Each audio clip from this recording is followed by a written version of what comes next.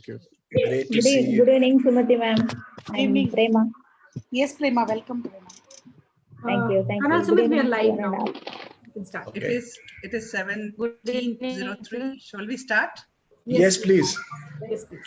All right, ladies and gentlemen, good evening to you all. I am Colonel Sumit Basu, representing the Education Not Club. May I request the participants to kindly put themselves on mute because it becomes very difficult to hear the speaker otherwise. We are indeed very thankful to each one of you to join this very encouraging and lively session taken by Dr. Sarda. And it is a session which is a very futuristic one, which we have organized from the Education Not Club. And this is part of a sequel. So this is the precursor to another event which is going to come up on the 18th of August. So this is going to lay the foundation of that subsequent talk also, and also demystify many things which is coming up in the new education policy. In today's webinar, we are fortunate, and I am again fortunate to host a wonderful personality, Dr. Sarda, and she will be talking to us and throwing light on competency-based curriculum. It is a huge topic of today, and the new education policy widely circulates around this kind of understanding. Ladies and gentlemen, my honor to present to you again Dr. Sarda Chandrasekaran.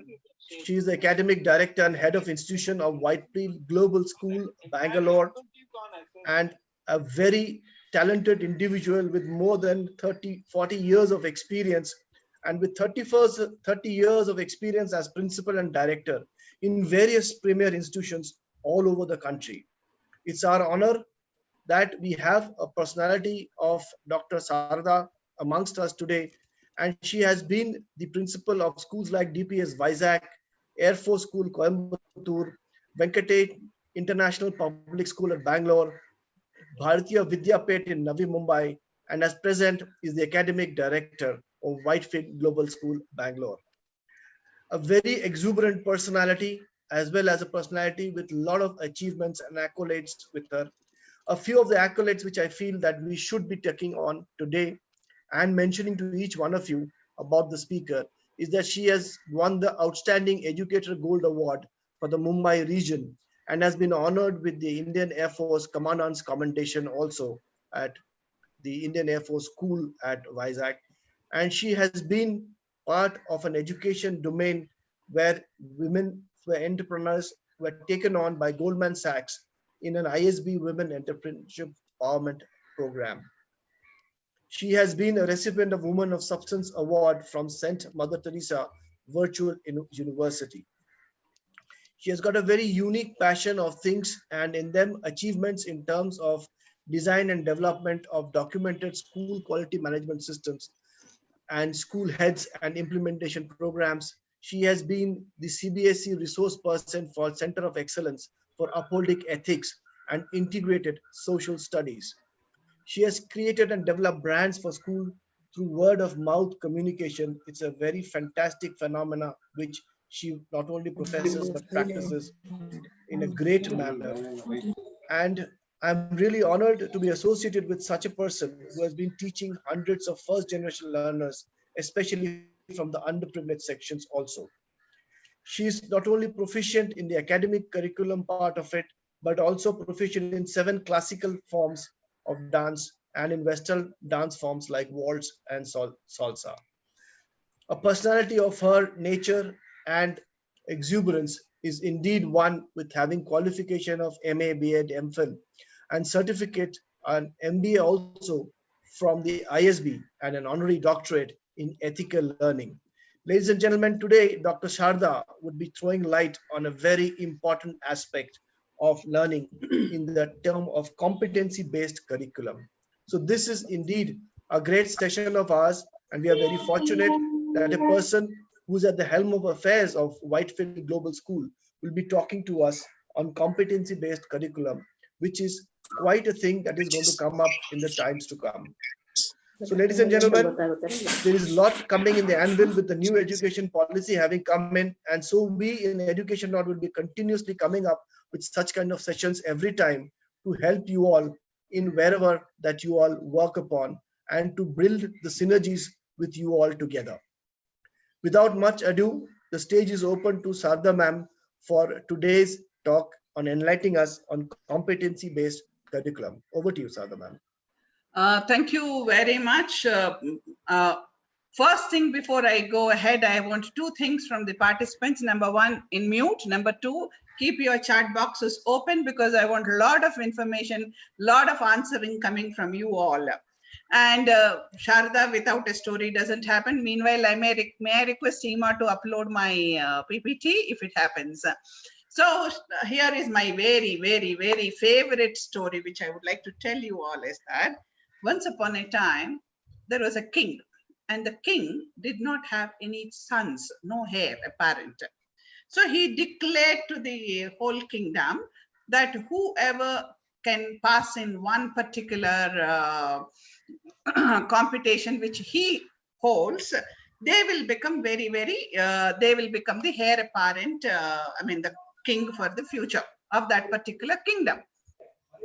Then immediately, many people thought that, yeah, we are ready to go. Then what happened? People waited, what is that particular competition? Then he said the competition is very simple. They have to actually ride a chariot from one point to another. Then they thought the king has really become old. Then they all went. They all went to the place on a stipulated date. And what did they see there? They saw a huge Maidan kind of a thing. The coordination I request the participants to mute their audio because my flow of talk will be getting disturbed. Please mute your audios. So what happened? The people reached there and they saw in a huge ground in the center at the far end, the huge stage was laid by the king's people. The king was seated there, and onto the right hand of the king, there was a huge shed where a lot of horses were there. On left hand also a lot of horses were there. In the center there was a huge chariot, and the king announced that the competition is very simple. Whoever wants to become the next king should pick up one horse from right side, one horse from left side, and move forward. That's all. Reach the palace. They thought, really, king has gone bonkers. King has no sense at all. Such an easy competition he's kept. Then came the actual point. He said, there is only one small hitch. The hitch is that the horses on to my right will move forward. They run forward. The horses on my left will move backwards. Now you have to take one horse from right and one horse from left, and you have to actually take the chariot forward. Then people thought that this is an impossible task. He doesn't want to give the kingdom to anybody. He generally made such an announcement. They all were very, very disappointed except one young man.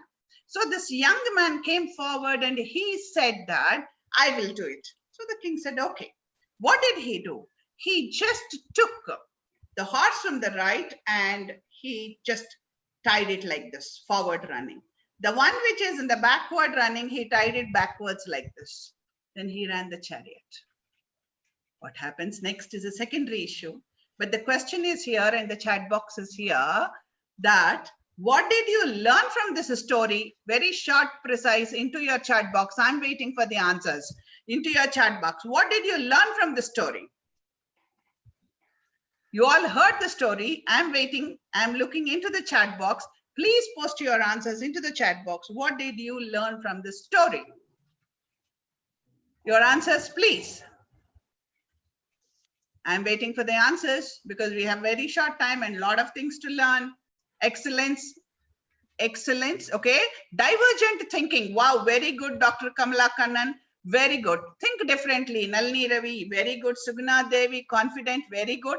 He was smart enough and thought out of box. Very good, Wali. And Malti said, think differently, break the fixed mindset and promote growth mindset. Wow, very good, Malti. Now I'm waiting for a little more answers. So many. Where there is a will, there is a way. Wow, very good. Even Kamlesh Dhamija said that where there is a will, there is a way. Anything more you're thinking? Be moral and ethical. Okay. Understanding the situation is more effective than listening. Wow, very good. Confident, very good. Think differently, very good. How to manage the present situation, very good. Lateral thinking, very good. Nalini Ravi, think out of box. Javed Aslam, very good. And waiting for a few more answers before I jump to the next one.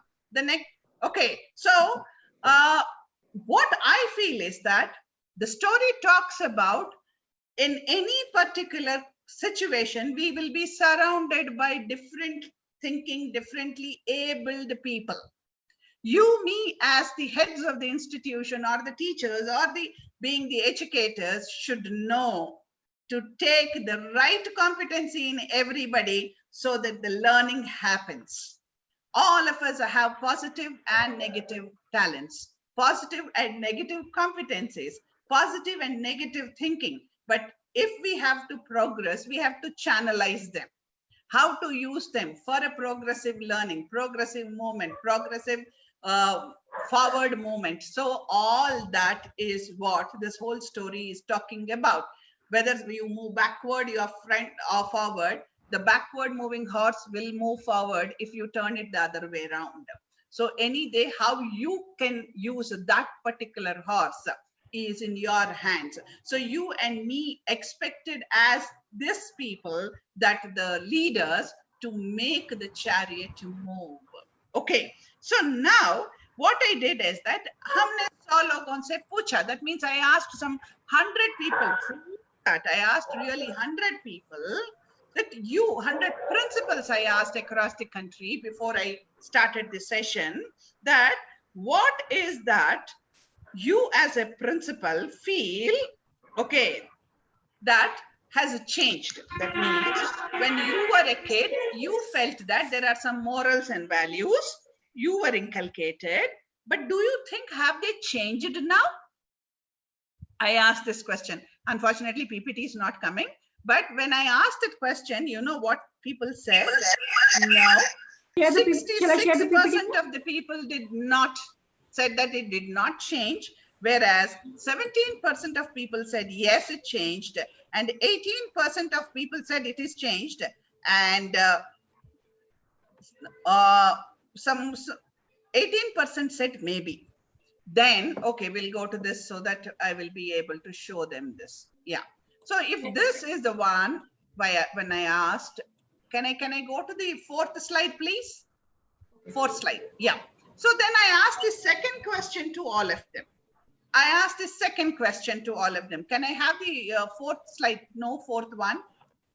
Can I have the fourth one? Otherwise, yeah, this is actually a different activity. This is not coming. Yeah, this is the one. So when I asked that, okay, this is for those people who said that there is a lot of change went on. That is the 17% of them. People said that, what is that you feel changed? They said that attitude and skill change, discipline change, and empathy, compassion change. They are not helping others. They are not honest. They are jealous. Their anger went up. Their leadership is a questionable one. Their morals and values changed. They said this many things. And somebody said respect and honesty also changed. Whereas 51% of them said it is not at all applicable to us because we feel that there is no change at all. Can we go to the next one, please? So when this went on, again, I did not stop. I asked another question. So if you are looking at children, whether you're in the 17% or you're in the remaining 60% or 18%, and you are creating a curriculum, what will be your focus? Your focus, is it going to be building the right skills, attitudes, or values and morals? And take my word, these 100 principals from rural and urban areas told me that 93% of them said that we want to imbibe attitude, skill, value, moral, everything through our curriculum. We do not want to separate them. So we can give a big round of applause for these 100 who represented you, me, and many millions of us across this country, because we are not going to choose one aspect of it, but we are choosing the multiple aspects of it. Can we go to the next one, please? Then, what are the expected learning outcomes of this particular session? By the end of it, we should be able to understand what is the conceptual framework of competency approach, What are defining what is competency and behavioral indicators. And we may also get into developing competency models and applications of competency mapping. By the end of this 1 hour, we should be able to do this. This is my learning outcome, okay, for all of you. So now we are going to this, that I cannot get into activity much. Okay, can I get into activity? I would like to see the chat box here. Yeah, now your chat box is open. Can you please tell me? Can you please post your answers? What do you understand by curriculum? Please post your answers. I'm waiting for your answers. What do you understand by curriculum? Please don't change the slide. I'm waiting for the answers to come in our chat box. The moment I get 4 answers, then I will talk about what is curriculum. I'm waiting for the answers. Holistic development of a child, Sundari ma'am said, very good. Then, okay, just academics. Okay, syllabus. Okay, Maneka ma'am said it is syllabus. Mr. Girish said it is just academics. Okay, I'm waiting for others to speak.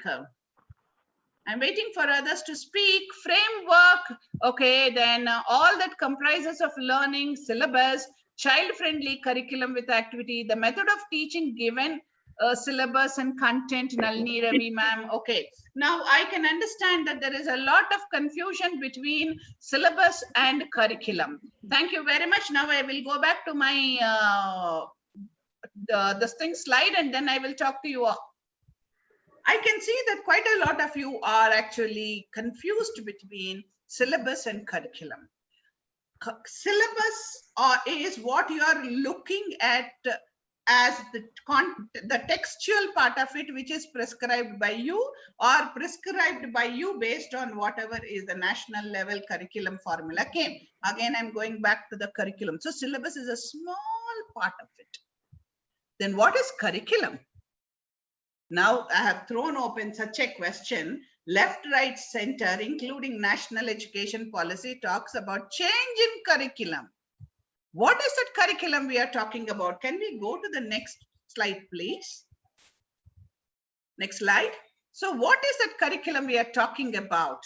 We are talking about curriculum means the term curriculum has been derived from a Latin word called curare.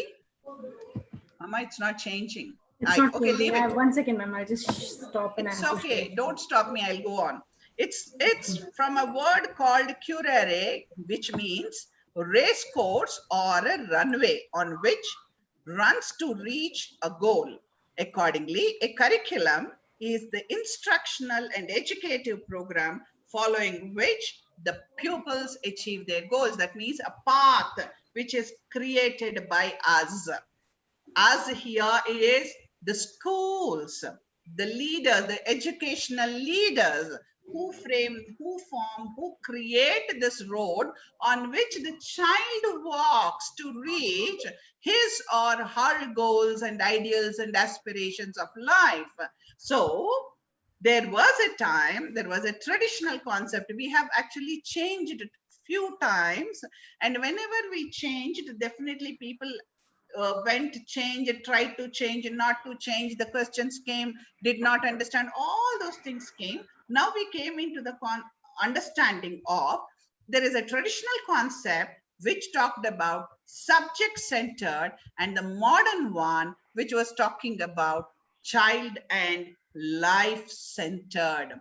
So now when National Education Policy talks about new education policy talks about competency based, they are also talking about something called life and child centered, and it is not a traditional curriculum which is subject centered. We can go to the next one, please. So we don't need to see this. We can go to the next one. What is that? Need of the day. Again, हमने 100 लोगों से पूछा. I asked 100 people. These 100 people are corporates. These 100 people are across the world. And what they said is that today what we are looking in children is that they need to have learning skills, literacy skills, and life skills. Whatever I am mentioning is in association with what has come into National education policy, new educational policy today. First of all, we have to develop a child's critical thinking, creativity, collaboration, communication. Then we also have to make the child ready with information, media, technology, and how to use them. Now the question comes before I go to life skills. Critical thinking, all of us are really left, right, center. We are thrown with the words, and Bloom's taxonomy is something like we use the way we use coffee, tea in the house. Okay, that Bloom's taxonomy is, Bloom doesn't know that though across the world, especially in India, every household is talking about Bloom's taxonomy. And when we talk about Bloom's taxonomy, we have to speak about critical thinking, creativity, especially if you are a teacher who is teaching a board going child. The question always comes, higher order thinking skill questions to be coming. Beta, you do this, beta, you do that. That is happening. And creativity. When it comes to creativity, again, it is in Bloom's taxonomy topmost. It is the topmost. So we are talking about it. Collaboration, communication. Why are they talking about these skills? Because even though the people from our country, our children, when they go out, they are extremely intelligent as far as knowledge is concerned. Unfortunately, they do not have collaboration skills. Their communication skills are not very good. Now I can hear somebody talking. So can you please mute, sir? Yeah. So people who are going, and when they are going out of their own house, their own schools, their own colleges, they are not able to communicate properly. They are not able to collaborate properly. They are not able to create properly. Don't we have knowledge? We are known as knowledge banks. But when it comes to these most important 3 learning skills or all the 4 learning skills, we are still lacking behind. Now I'm coming to the literacy skills, which is about information, media, and technology management. Today, we don't need a teacher who gives knowledge. We need a teacher who makes the child understand how to manage the information which is there all around. One Google click, you get 25,000 searches, answers. Which one is the right one?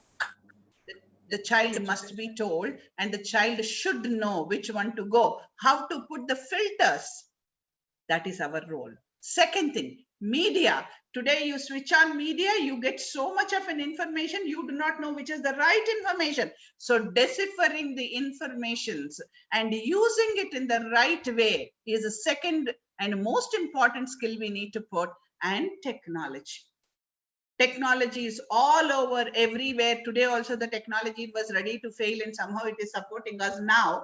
But how to make the technology as a tool and a slave to us rather than becoming slave to this technology. This is the most important part of our 21st century skills, which are literacy skills they are called. But when we go to life skills, flexibility. Here I want to ask you all something, a question, because we have very little time. Otherwise I would have told you 3 stories here.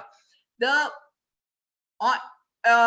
the month of March, precisely on March 23rd, how many of you know that you will be switching over to a e-learning mode? That you will be talking to a blank or some kind of black and white or colorful screen, and you will be just talking. The same thing, if it has been done few months ago in the month of January, we would have laughed at them. What nonsense are they doing, and what am I doing now? I don't see anybody except my screen and one blank screen, but I'm talking non-stop. Did we not change? This is a flexibility. We should be flexible. Why should we be flexible? Is that if you want to float, you have to be flexible. Now we should teach this to child. Be ready to change. Then be a leader. When you're talking about leader, it is not a leader of dictatorial. It is a leader of democratic. Accept everybody's views. Manage the views well. You walk your talk. You be the person whom you want others to be. So much of a leadership skill are required. And take the initiatives and be productive. Instead of saying that I'm doing so much of work, if the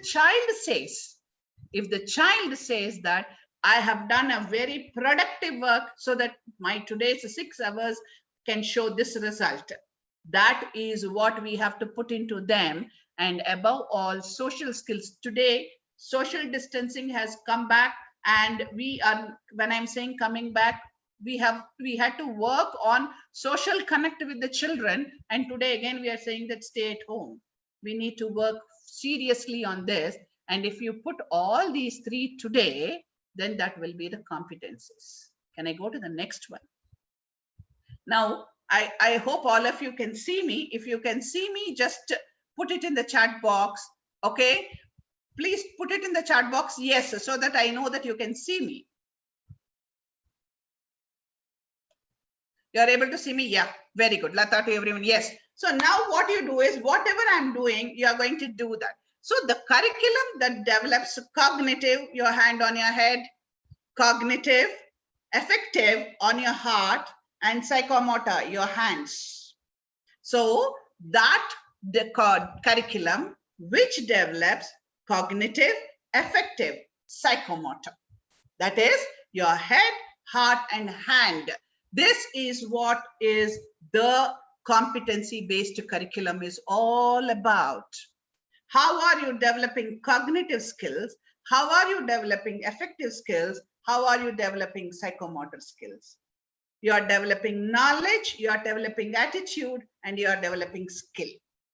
These 3 are the things which you are developing in people, in your children, so that tomorrow they are ready to be a future leader of this country or future citizen of this entire world. This is what we are looking at. So that curriculum which develops these 3 domains is the domain which talks about competency-based curriculums. Okay, now can I go to the next one, please? Next one. So what will this do? How to develop this? Is there any one singular path? Yes, the singular path is completely talking about competency-based curriculum. So what is competency? When we ask this question, the competency is, if we look into competency, it is an underlying characteristic of an individual that results in effective and superior performance on the job or in any given situation. Go to the next one, please. Yeah. So competency means it is an underlying characteristic of an individual that results in effective and superior performance on job and a given situation. This is what Mr. Klemp said. So how is it going to be? You can go to the next one, please. So it is coachable, observable, measurable, critical, and critical to the success of individual performance. So now the competencies can be coached. It is observable. We need to observe these competencies. We need to actually measure these competencies, and they are very critical to the success of an individual. Now, when I'm talking about an individual, the individual is not just in your classroom. The individual who turns into an employee or employer in future. The individual who becomes a citizen of this country and this world. The individual who will be contributing to the society. For that person, we have to build in this kind of a competency. Okay, then also I went ahead and looked into what does United Nations, go to the next one, United Nations Industrial Development Organization talk about. It is telling that if you actually develop, it's a set of skill, knowledge, attributes that allow an individual successfully to perform a task or an activity within a specific function or a job, it is called a competency, they said. Darlings, here I would like to tell you all an information. On November 1st, when there was a national conference of Sahodaya, and I was there, and the chairperson of CBSE, when she declared, that time it was Anita ma'am, when she declared the 2023 assessments of 12th and 10th will be based on competencies, just I came back and I started working on this. And in the month of January, I was ready with the entire curriculum. Because when you are saying, when somebody is saying it is only competencies are going to be assessed, that means it is not just the knowledge of your child which is going to matter now. How is the child going to convert that knowledge, that skill, that attribute, knowledge into skill and attitude? And how is he or she going to problem solve? How is he or she going to develop all positive attitudes and contribute to the society and to himself or herself and to the society and to the world? That is how it is going to be assessed. How will they know it? They will know it, because when you are looking at an attitude or a skill or a knowledge, by every answer we will be able to assess all that. So then I also asked somebody like Spencer and Spencer. They said that it is an underlying characteristics of an individual, and it is related to the criterion referenced and affecting or a superior performance. Ultimately, a superior performance in their life, in their classrooms and in their jobs. That is what matters, and that is what the competency is about. Can we go to the next one, please? So it includes what? This is the most important part. It includes knowledge, awareness, information, understanding of facts, rules, principles, concepts, theories, or processes.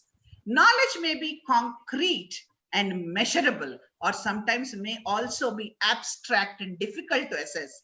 Knowledge is acquired through learning and experience. So that means not only having information, but how to use that.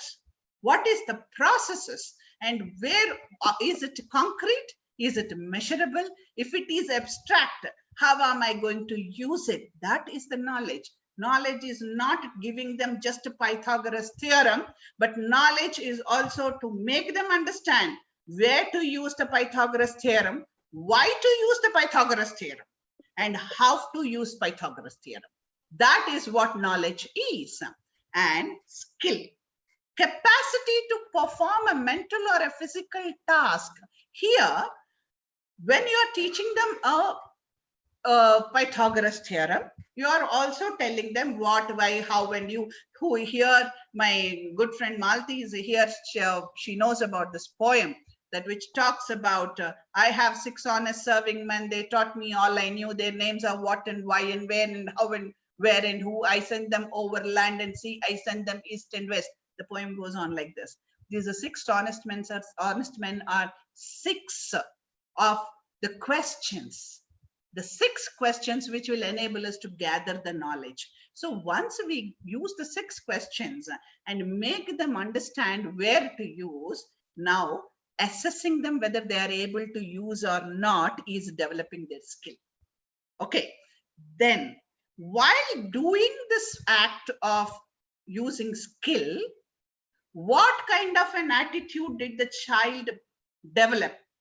Even if they are making a wooden house, if the child says that I should not waste wood, the child has got a very positive attitude. If the same house is made by 2 children, one child used maximum wood, the same house, whereas the other child used the minimum wood, then the child who used minimum wood is very sensitive to the usage of all the resources around, and he or she believes in conservation. Whereas the child who used maximum wood should be told that better, you should actually use lesser. So this is what the competency is talking about. This is what we have to put into our curriculum. This is what we need to teach them through our syllabus. So curriculum is not syllabus. Syllabus is a small part of that, but multiple things we do through curriculum. Syllabus is a part, but we should develop all these 3 competencies through that curriculum. Then it becomes a very competency-based curriculum. May I go to the next one, please? So what is it? Attitude tells them know why, purpose. If you look at this whole picture, it talks about building an ability in the child through commitment, purpose, and process. This is what we are looking at. May I go to the next one, please? So, attitudes. What is that attitude talks about? Attitude talks about feeling, behavior, and belief. Yes, ma'am. Then, what does the skill talk about? Skill talks about personality, factual, and professional.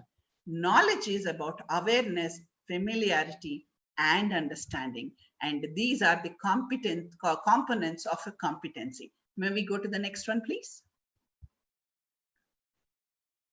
So, how are we going to take care of this? There is a triangle of success which comes. The triangle of success talks is knowledge is only the base of the whole competency. So we need knowledge. Without knowledge, we cannot go further. It is the base. So the basic theories, information, facts, figures, descriptions, learning, everything is the base, but it is at the lowermost. What is adding to the triangle, to this pyramid is, look at that. Attitude and skill are building that success. Knowledge alone doesn't make the success.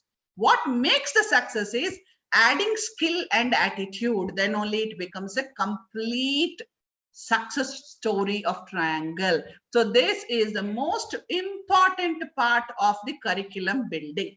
Now how to go about it, I'll tell you. Can we go to the next one? I think every time, okay. So it is an interwoven, it is a completely interwoven curriculum. So how do we do that interwoven curriculum is, first we will talk about how to develop attitudes in the class. First of all, if you are creating a curriculum, you need to keep something in your mind. Why are you doing the curriculum? What are all the components of curriculum? Seema, if you have a problem, don't worry. I have this thing with me. I'll go ahead with that. So what is that we are, why are we making a curriculum? We are very happy with our school and our way of learning, and new education policy came and now they are saying competencies, competencies. Now, do I need to change my syllabus or my curriculum? Darlings, we need to change our curriculum and not our syllabus. Okay, so when we are talking about changing in the, please go to the next one. Changing of only the curriculum, that means before you create a curriculum, there are few things you need to keep in your mind. Leave it here. So what is that you need to keep in mind is that, please leave it like that, Seema. So what is that we need to, Seema, can you go back to the previous one or don't share it all so that I can go and I have my own, this thing, yeah. So what is that you need to take into consideration is that, first of all, when you're creating a curriculum, you have got a guidelines from the government that this is what you need to look into. What is that you need to build completely competencies. Now you understood what is competency. Competency is a mixture of knowledge, skill, attitude. In fact, there is a fourth component which I did not talk, that is habit. Once we put all these things put together, it becomes a habit. That is what is called KASH. K-A-S-H it is called, but now it is only ask. Okay, that is attitude, skill, and knowledge. But later on, it turns into a habit, then it becomes KASH. Okay, now, before we go that, first of all, we should keep in mind what fits me, do not fit you. What fits you, do not fit somebody else. Because each one of us have created our own schools or our own whatever curriculum plan based on our own vision and mission. So any curriculum when you are making, we have to keep in mind the vision and mission of the school, the kind of stakeholders who are there all around us, then the governing body's norms, which has already come. Fourth thing is that what is that we are going to keep in mind. Then the fifth thing is that how are we going to have an assessment on this particular curriculum which we have designed? Is it rigid or flexible? Is it too flexible or is it too rigid? For all these things, first we need to have a clarity that now we have got national education policy. Now, the national education policy is very clearly talking that up to second standard, it will be only a primary or foundation one. Third to fifth will be primary, sixth to eighth will be middle, ninth to 12th will become secondary or senior secondary, they mentioned. And here they are saying that the whole curriculum will be developing their competencies. And from sixth, they are also going to take care of the different kinds of skill subjects. Okay, and very interesting. It is amazingly, it is being done. Now, the question comes to us, which skill are we going to take? Why is the taking going? Third thing, question Should I comes ask my colleague to share the PPT, ma'am? I'll ask, maybe I have some problems with my PPT. I'll ask my colleague to share the PPT. you can, ma. If you stop my flow, then I will not be able to go further, please. Correct. There is no PPT, I have no problem. I can talk for next 1 hour. Okay, but then it will actually help the participants. If the PPT is available, it will help the participants. Bala, you there? Shall I speak or not? Now you tell me, Yes, please. yes, Don't ma'am. interrupt. Sorry, Sorry. Seema, don't interrupt. No PPT doesn't matter to me because I can talk to them. So first of all, what I want all of you to know is that why are we doing this competencies? We are doing competencies only for one reason.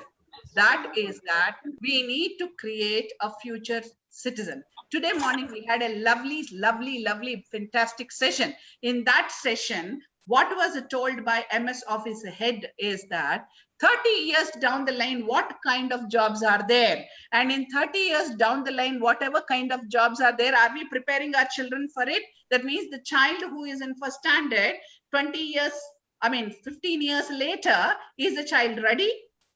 No, darlings, because they are whatever they are looking at, the jobs which are coming, augmented learning, augmented technology to have a reach, create a path. It's Latin and Greek to me, and I'm the school head. If it is Latin and Greek to me, it is Latin and Greek to quite a lot of people like me. Then if we have to prepare a future citizen, we have to inculcate those attitudes and those skills in them, number one. When I'm putting in that into curriculum, that means my curriculum is not only the syllabus. My curriculum is also my co-curricular activities, my extracurricular activities, my assessment patterns, and my teacher developmental projects and my teacher developmental plans, and continuous reviews and continuous reactions and results, and how are we assessing this entire data which we have for a progressive development of the child. Today I have got reflection, review, and I also have got the result of one particular assessment. How am I assessing this particular data we have? That also is part of this competency. So when the CBSE secretary, Mr. Anurag Tripathi ji, when he told all of us, project-based learning kijiye, he said that you do project-based learning, you give them experiential learning. When he is talking about, please make them do project-based learning, experiential learning, what is that he is talking about is very simple. If you ask a child that I'm giving you 15 days time, and using this particular theorem in mathematics and this particular content from science and this particular from social studies, you are making one particular project of making a house or making a water resource conservation, whatever it is, and I will be standing with you as a supporter. That means I am a potter, okay, and I am helping this in pottery, but it is the outcome is coming from the child. I'm only giving a guidance to the child, and in that process the child tells what all things the child experienced. What did the child experience at that particular point? Whether the pot came out well, if it has come out well, how did it come out well? If it has not come, what are the problems the child has? All those comes in the name of reviews, reflections through data collection. Then as a teacher, what am I supposed to do? Read the data. and decipher the data that where the child needs support. Is the pot not coming because of the wheel? Is the pot not coming because the child is pressing it too hard? Is it not coming because the child is making it too loose? Is it that the mud is too loose? Is it the mud is too hard? All these things I will come to know only through the data. Once I know to decipher the data, then I will give a remedial to the child, either in skill, that is how to hold that, or in attitude, that I have to keep all my things ready before I make a pot. Attitude, or the knowledge of how to make the pot. You understood? So that is what called competency building in the curriculum. That is what we need to work on. So when we are doing, if we are doing the only first, how will I develop attitudes in the children?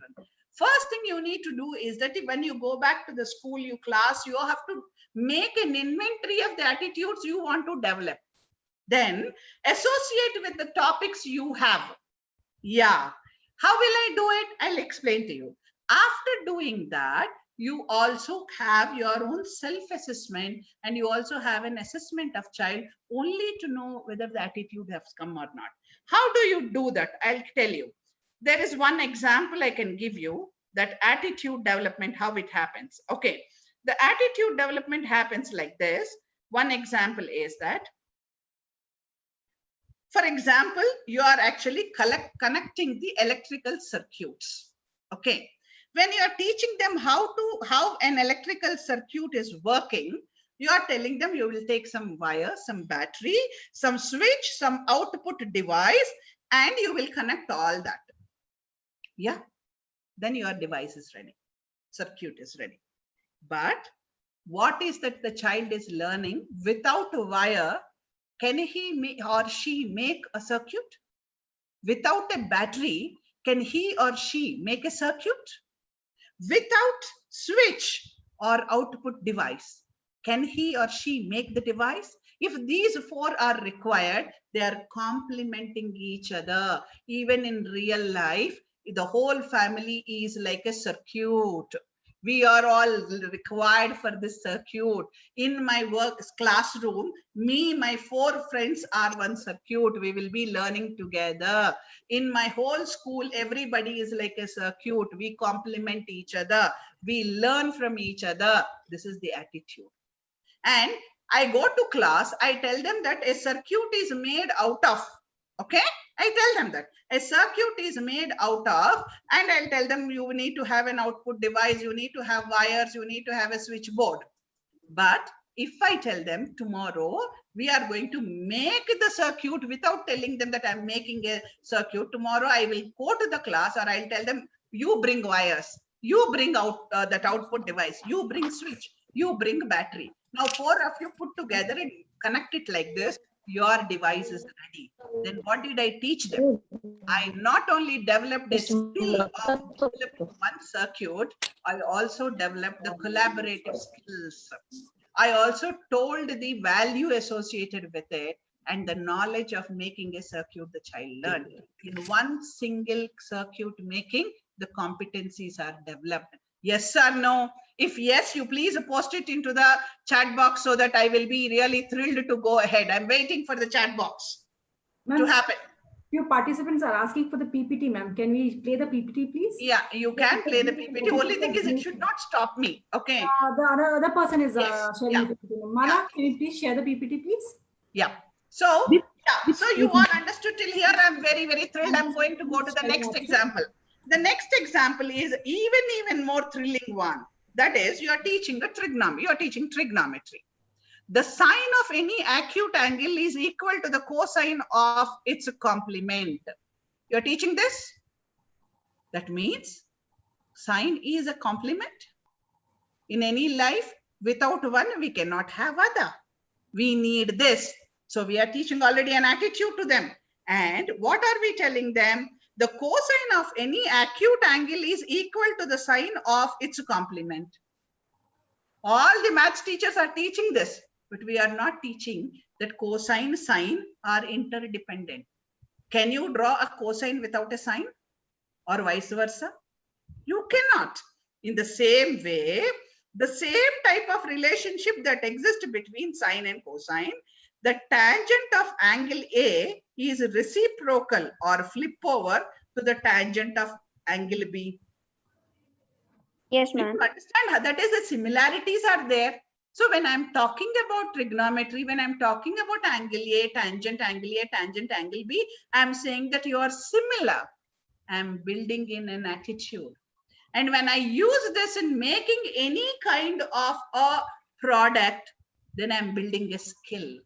And when I'm teaching while building that particular object, I'm also sharing with them the knowledge. So how many things came together for this is what talks about competencies. I think till here I have told you exactly how the competencies happen, in that how the attitudes can be built. Now I'm going to go to the skills. If we have to go for a skill, how to build a skill? When we go to that, first of all, we have to tell the children to have tolerance and resilience. Now, when we are looking at a result, recently one such case happened. I want to tell you all this, as teachers and the school heads, you must be receiving this kind of information left, right, and center. One particular child gets lesser marks, or he or she did not get the sufficient marks to clear the board examination. I don't use a negative word here. Then what happens? In such cases, the parent comes and tells you, you did not give enough of internal marks. That's why my child failed. And if you don't give now, he or she will go and actually commit suicide. These are the words which are used left, right, and center. Then, as an institutional head, as a mathematics or whatever subject teacher, we get flustered. What I want to tell everybody here is, if really we follow what is being meant in the national education policy and competency based learning, the first thing we are teaching the child is that how to be resilient, how to accept a failure. I tell everybody, it doesn't matter. Once you fall down, you learn from falling and you will avoid falling next time. What happens in our entire day-to-day life from the time we are born and from the time the baby starts walking, the baby actually slips and falls. And as a mother, we tell that, "Hi, yo, you got hurt, so sad. I will hit the floor." So what did we do? We shifted the blame to the floor. Instead of telling the child that it is you did not walk properly, beta, that's why you have fallen down. It doesn't matter. Next time definitely you will be able to walk better. If a parent tells this, the child will not shift the blame to the floor, but the child learns that the child to walk better. This is one thing we need to put. That is what is attitude and skill about. Second thing is the child also understand that there is something called tolerance and resilience. Now, tolerance itself is a very negative word. Can we go to the next slide, please? This is not the one which I'm talking about. Next one. Yeah. So now, please go back. Yes. So when I'm talking about tolerance, the word tolerance is a negative word. Because who are we to tolerate anybody? We should say acceptance. When we are talking about acceptance, first we need to tell the child to control his or her emotions. I'm talking about skill development here. Apart from that skill, which is a physical skill where the child learns for outside world, there is a 21st century skill development starts only with this. That is the child having a control over self. So what is that happens is, first we tell the child, accept the world as it is. You are part of it. It doesn't matter. Once you fall down, you will get up, and nobody is going to judge you based on what you have, why it has happened. They will only look at anything which is doing good or bad only for a day. So do not take it to your heart, but you are answerable to your own conscience. and your conscience should tell you and guide you and lead you. So accept the situation, number one. Accept your entire neighborhood, number two. Accept your entire classroom, your friends, your teacher, your school, your society. Accept the entire conditions. And you want to make a change, you make a change by being the change you want them to do. Then even if you can bring change in 2 people, you have succeeded. For all these things, you need to have a self-control, number one. What happens the moment you become self-controlled person? The child will start coping up with the stress, coping up with all sorts of whatever bullying we talk about. All those people who are of my age and around my age in the audience, they know that how we are all brought up in our childhood. I tell you, even today, if somebody tells me you are fat, I don't take it negatively. I tell them that I have a lot of cushion. I will never have broken bones at all, like the other ones who may have a papad kind of falling and bones breaking. I have a lot of things to actually cushion to take care of my bones. My feet are carrying me well. Teach the child to accept. Teach the child to cope up with everything. Then teach the child to be competent enough to be there in the world. That means I don't want someone to tell me to get up in the morning. I don't want someone to give me a cup of milk or a coffee or a tea which I require. I will go and make it for myself. I will get up by myself. I will become a responsible learner. That is a 21st century skill also. That will bring in the confidence. The moment the child become confident, the child will start getting connected to people. The moment the child gets connected to people, the character building automatically happens. The day the character building happens, the child will start contributing to the whole society and the world. So this is how we need to develop the skill in the child. This is, I'm talking about 21st century skill. Already I finished talking about how to use the knowledge for building skill. Here, how to build a 21st century skill. Make the child have a controlled behavior. That is what makes the child to cope up his feelings, cope up with his society, cope up with all the situations, which makes him competent. When he becomes competent, he gets confidence. When I'm using he only as a generic form, he or she here. I'm not at all gender biased, please. Okay, then the moment the child becomes confident, he or she gets connected to people. When he or she gets connected to people, the character building happens and they will become the contributors to the society and the world. And we have created a fantastic 21st century child with this kind of a curriculum we build. So how are we going to make a child a controlled child is what we need to put it into our own curriculum, through our co-curricular activities, through our extracurricular activities, through our whatever is the contextual and textual knowledge we are giving. All these things, the kind of path we are drawing so that the child can walk to become a controlled person, to become all these things, is our competency-based curriculum. Can we go to the next one? So your learning modules must have open discussions and experiences. Why am I talking about open discussions and experiences? Is that when we are discussing, we learn through discussions. When we are talking, we learn also to accept others' points of view. We will not become, sorry to use this word, like one particular person from our channel who doesn't listen to anyone. He calls 20 people, but he will only keep shouting. Instead of that, we will make the child not only a good listener, but also a contributor. Take them to field trips. When I'm talking about field trips, very appropriate field trips. And that field trips will make the child experience different kind of learning. Have debating sessions, visits to workplaces, and Q&As with the different vocational experts. Here, I would like to tell you one experience which I had in one child talking to me in Finland. First thing is that when I talk about Finland, I don't want to sound very snobbish, and every trainer would like to talk about Finland. It is not for that.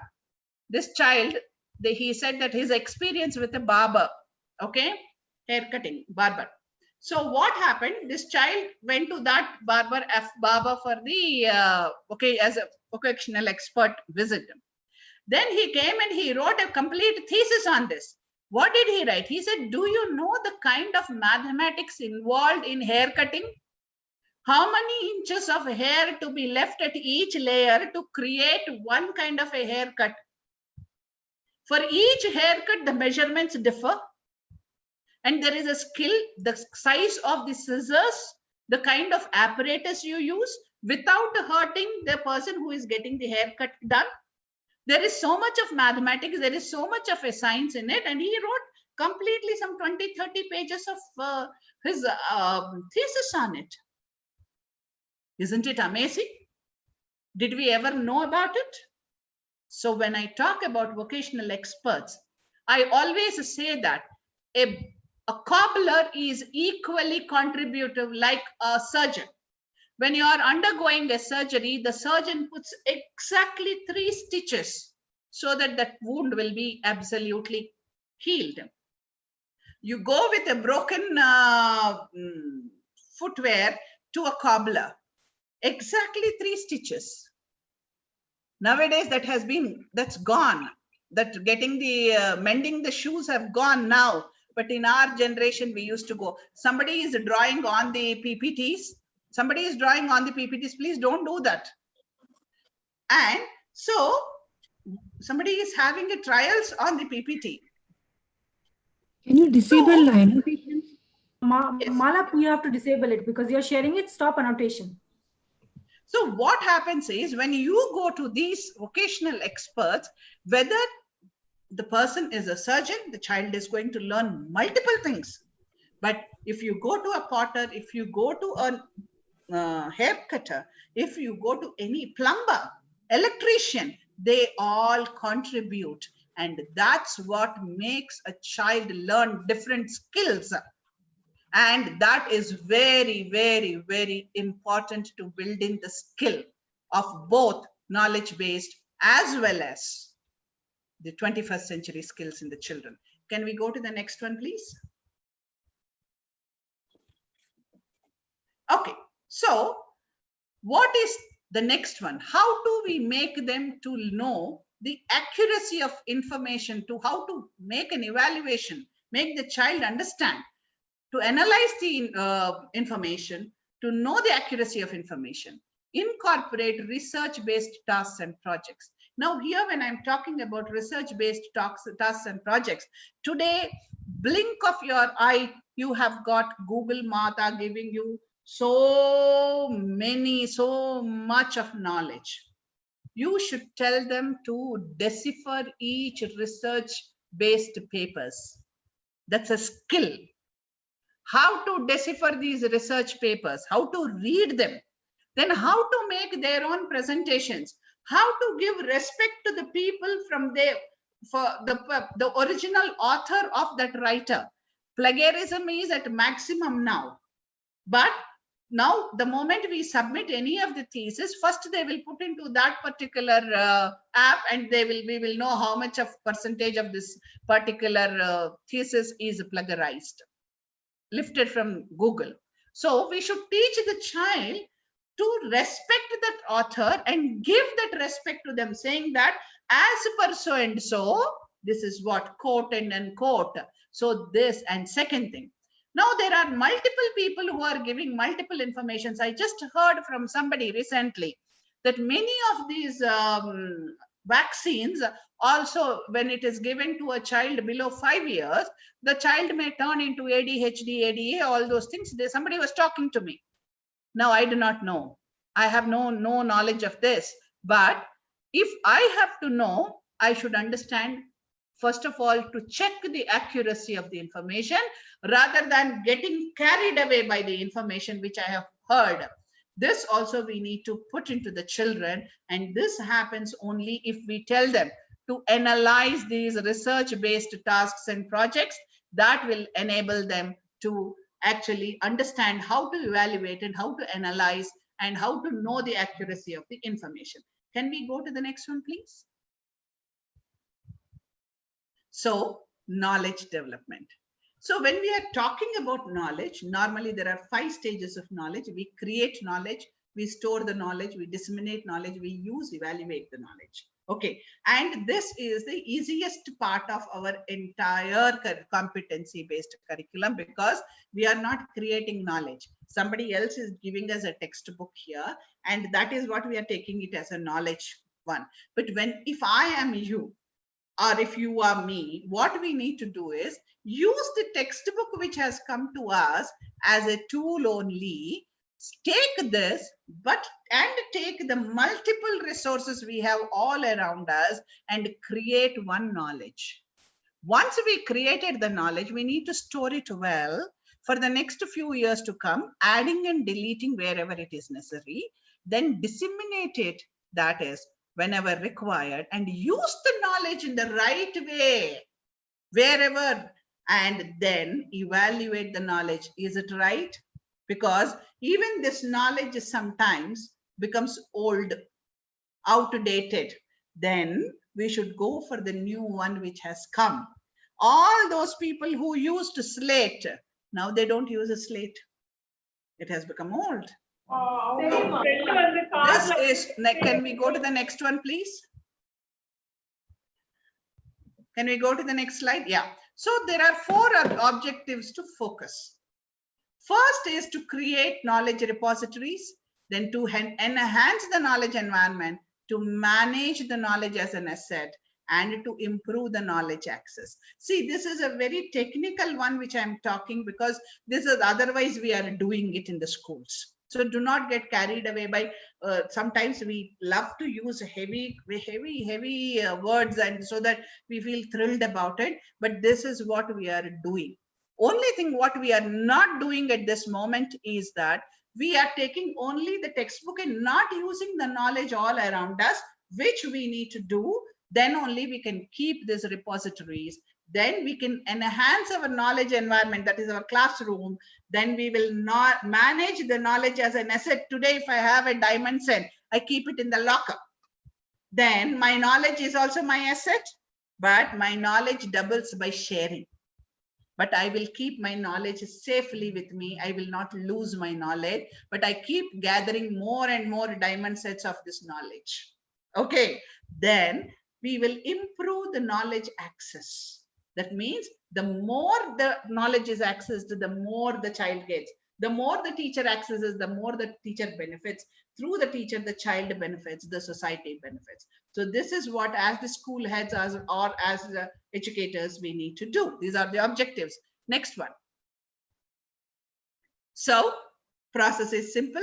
Acquire the knowledge, create the knowledge, reuse the knowledge, share the knowledge. Very important, because by sharing, our knowledge always doubles up. Next one, please.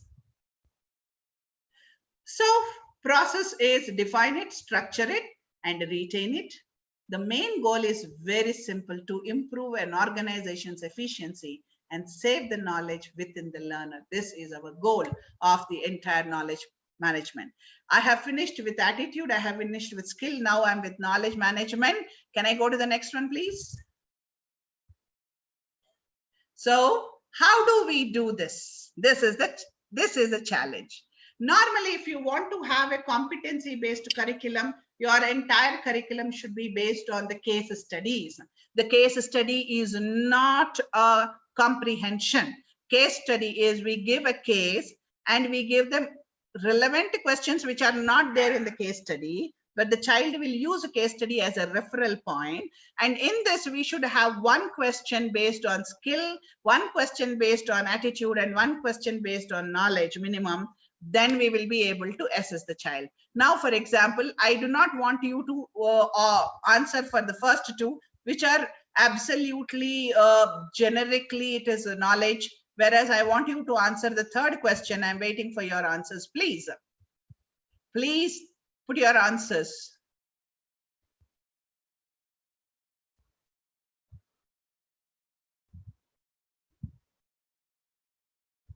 I'm waiting for the third one.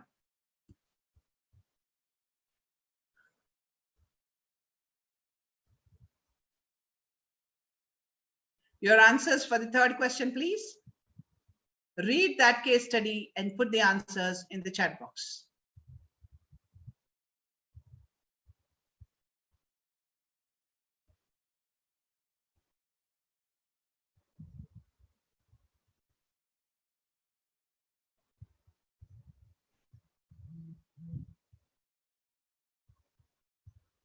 Waiting for the answers. Okay, we have 10 more minutes. Yes, I'm running with this. I want at least 2 answers so that I can go proceed. I mean, it's getting over already.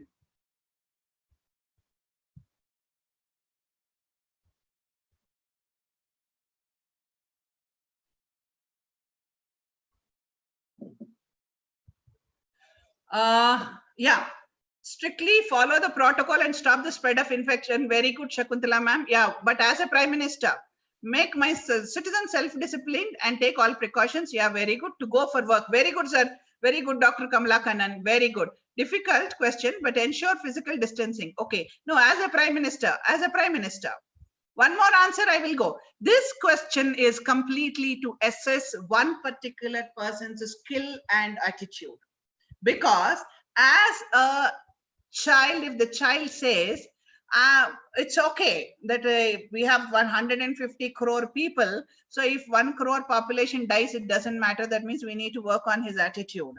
And if the child talks about, I will create within 1 year that such a technology that even if people are at home before the vaccine comes, they should be able to manufacture sitting at home, then the child's skill and attitude are working better. So this third question, based on the third question only, the teacher needs to work on what to develop on the child.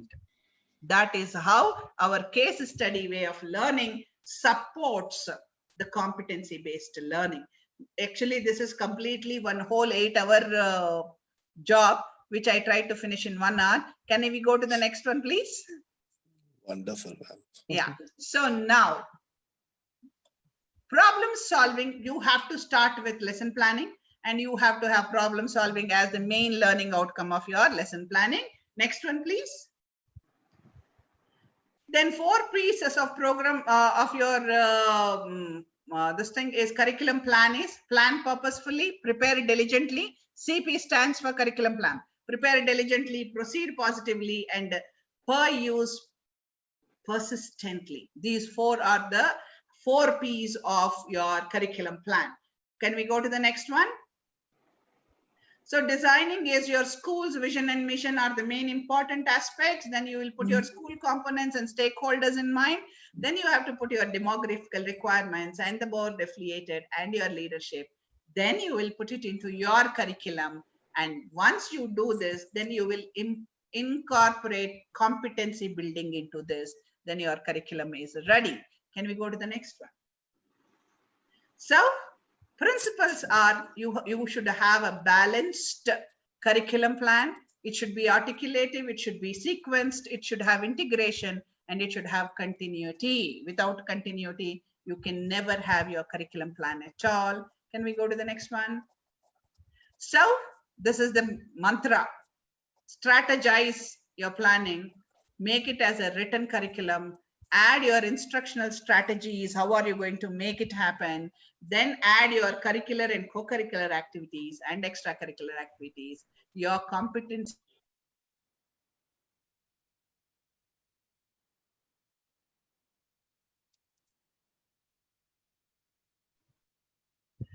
The host has muted me, so the most important thing went away. Oh, so when you put the strategies and written curriculum, instructional strategy, curriculum, co-curriculum, curricular activities, extracurricular activities, and create your plan, your competency-based learning has come. Okay, so can we go to the next one? So your syllabi plan will be like this, that you will divide the chapters into concepts, concepts into micro learning points. Every place at micro learning point, you will add what curriculum, what attitude, what skill, and what knowledge you are developing. And this is your, you can take a photograph of this. This is what you will be putting into your lesson planning. So you can leave it for a minute and you can go to the next one. Yeah. So path to ask is vision and mission, your stakeholder requirement, your demography, your syllabi adapted, your incorporation of attitude, skill, and knowledge in it, creation of curriculum plan, training the stakeholders, creating your lesson plans, and deliverance. If you do all this, you are ready with your competency-based learning. Can we go to the next one? Any questions, please? Mine. Done. I am ready for the questions. Wonderful, ma'am. Yes, the audience, may I request you all to please put your questions in the chat box. It has been a fantastic session, superbly energetic, I must say, ma'am. And we are terribly sorry that the internet and the tools of technology has not been with our side, just like Murphy's Law, as it happens. So can I request the audience to kindly give questions in the chat if anybody has got any questions to be asked to the speaker? We need a chat, please.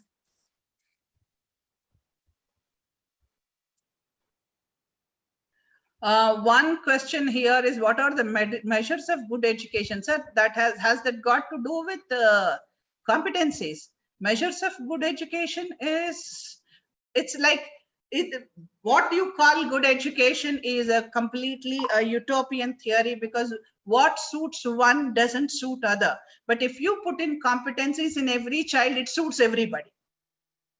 That is what I call it as a good education. Next one. How schools and education boards are planning for both parent teachers education first. This is $1 million question which is put in, because teachers education, teachers competencies building, teachers capacity building is in the hands of schools, and the schools need to make their curriculum plan ready. Then the boards must support in getting the teachers trained, because teachers are the front end warriors for this. They are the ones, and all this can be done, but training the parents, making them understand is that, yeah, because if I am a parent, for example, if I'm a 35-year-old parent, I'm not 35-year-old, I'm 58-year-old grandparent, leave me aside that. If I am a 35-year-old grandparent, then whenever education is coming or school is coming, I'm referring to my school, which is not applicable now. That we need to put in, and again, it is in the hands of the schools that how you are making your parent orientations happen. Once you do that, then it doesn't happen overnight. It will not happen overnight. It's a long process. But again, we need to accept that one or two places, if we falter, it doesn't matter, but we will not give up. Giving up is losing. We will not be losers. Slightly out of topic, but do competency. Out of context, I would also say, but Yeah. then you can take it if you wanted, ma'am. Sir, actually, I tell you, this is out of context, because I'm not talking to husbands and wives here, but yeah, I'm creating future husbands and wives. So right attitude in the child with the right skill and knowledge, and if I put them in the right values, in accepting other with all the flaws, and if I tell that the children that marriage is not joining two halves, but marriage is joining two fulls, then there will be no such problems. Thank you very much, sir. Next question. Oh, wonderful, ma'am. That is a great answer, I would say. It Any more transcends questions, sir? so many borders. There is one which Annapurna ma'am has: our competencies are built and grown with every sessions. And thank you for the intellectual exchange. That's been a very wonderful. Oh, thank you, Annapurni. Thanks a lot. There is one more question which has come. Are we really ready to adapt a competency-based curriculum, taking into account the attitude of today's generation of teachers and parents? Wow. Already we have adopted in our school. Yes. Yeah, and we are doing it. I proudly say with my nose shooting into the air that January I was ready. And just converted that into online. That's all. We are doing it. Wonderful, ma'am. Yeah. Superb, superb. Thank you so much, ma'am. I just want to sum up because we are running short of time. It's been a wonderful session and we have covered a lot of mileage out of this session because it's been a very, very interactive, I would say, as well as very informative. So if I may be allowed to sum up very quickly on behalf of Education North, I would like to sum up that we started the session of this competency-based curriculum, the topic, with the defining of the objectives of this entire session. That was a very well thought out and a very well put thing, where we want to talk about the conceptual framework, the definitions, how to develop it, and what are the applications to it. Superbly, it graduated to something called the curriculum. What do you mean by curriculum? The definition of a path to achieve our goal. And then we graduated to the 21st century skills, wherein the 4 C's were talked in greater details. The C of creativity, critical thinking, collaboration, and communication. That leads us to the literary skill in which info management, along with media and technology, as to how they could be governed, leading to the most important aspect of life skills, which is what the nature of the demand is today, in terms of flexibility, in terms of leadership, in terms of invitation and productivity, leading to a social attitude of a person. So how do we develop the curriculum is what was the next thing that came in a cognitive, effective, and psychomotor manner. That leads to the area of competency and the definition of competency in terms of being it coachable, observable, measurable, critical to success in individual to perform. And that led to the triangle of definition of competency, which included knowledge, skills, and attitude. And this competency would finally create ability amongst the children. And this ability can only be formed if it can be brought good habit, a good nature of a person. It is called, and then the definition of curriculum, wherein we are talking about academic, co-curricular, as well as continuous assessments happening, in which how the transition will happen to a project-based or an experiential learning, where the competency build-up would again go around the skill, the knowledge, and the attitude of the child. Brilliant examples were given, ma'am, in terms of electronic circuit and in terms of trigonometry relating to real life examples and to real life leadership principles in terms of tolerance and resilience. The most important aspect being talked today is that failures, and as to how a child should cope up with the failures, and not only the child, but how the environment, the school, as well as the parents should cope up with the failures and create a responsible learners such that they are able to connect to people, leading to importance of learning modules, which was what some of the people had the key doubts and questions in the initial sessions that when we started. And these learning modules should include discussions and experiences, field trips, debating sessions, and interaction with vocational experts. It's a wonderful concept that has been talked about. And research-based tasks and projects is what everybody in the school is now should be going towards, because that is the future of today. Because today, the question that the stakeholder, that the parents are going to ask is 30 years hence, is my child going to be job ready or not? So that is a big question which is going to come up. And because of that, the competency that has to be built in every child, which is different in way in which every child paces themselves, had been elaborately explained by Dr. Sarda. We are indeed grateful to you, ma'am. It has been a very, very enlightening session. And each one of us in this are deeply thankful to you for your insights into this topic, which is a precursor to our next event, which is coming up on the 18th of August, in which we have the Education Secretary erstwhile, Mr. Anil, talking to us on the new education policy. So all of you, please do rope in to the next session of ours, which is also going to be a very, very lively and interactive session. He is another wonderful speaker, and we would also be talking to you all about the new education policy and what with each one of you. So whether you're a teacher, you're a principal, you're an owner of a school, how you would benefit out of it. Please visit us as www.education.north.com and also see us in Facebook and visit us in LinkedIn. we in Education Not Club wish to bring forth to you all the things that are required for an institution to run in a professional and the best manner.